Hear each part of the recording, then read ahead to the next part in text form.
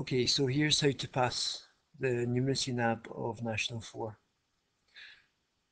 All these questions will be exactly the same in the NAB with different numbers. So the first question is, John bought a new HD Ready 3D TV.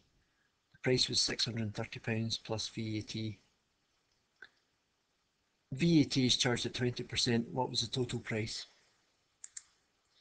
So we have to work out what 20% of this number is here. Now the easiest way to do that is get 10% first. To get 10% of this number, you divide by 10. That gives us £63. Then to find 20%, you double that. So 20% is equal to 63 times 2, which is £126, and that's worth a mark. We've now worked out the VAT, so we have to add it on for the final mark.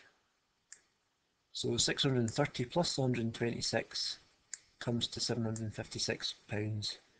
You can do all this work with your calculator because this is a calculator paper. There's a few other ways to work out the percentage part.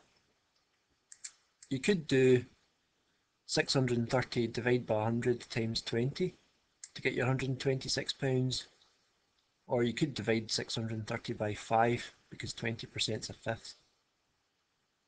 The best way is to pick the one you can remember.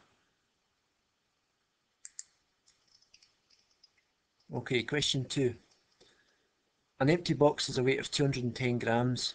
When 15 bars of soap are put into it, it has a weight of 915 grams.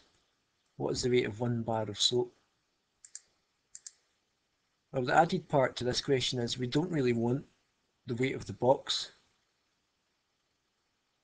We want to subtract that first from the total weight of the package, and then we can divide by 15 to get the weight of 1 bar of soap. So first step, do your takeaway, and then you take the 705 grams, which is just all your soap bars, and divide it by 15 because it says 15 bars of soap here, and you get your answer of 47 grams. 2 marks. Okay, question 3. Yvonne has gone to Belgium. How much currency will she get for £625 when the exchange rate is 1.28 euros to a pound?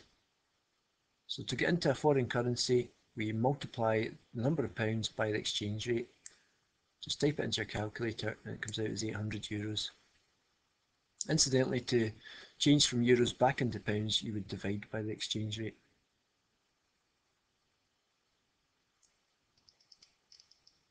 Okay, and the last question here. Complete the following table which shows departure and arrival times for different bus journeys. So there's 3 different calculations here. The first one is we've got to calculate the time taken from 9:45 till 11:30. I always think the easiest way to do this is jump in hours first, then go as close as 11:30 as you can. So that would be 10:45. So if you start at 9:45 and go to 10:45, you would see that would be 1 hour.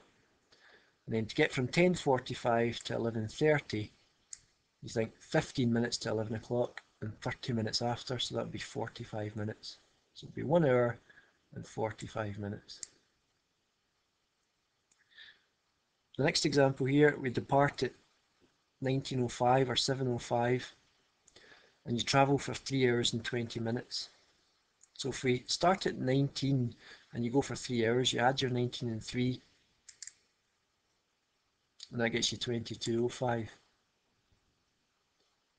Once you've done that, you add on 20 minutes to this, so that's going to be 22:25. So do your hours first, then your minutes.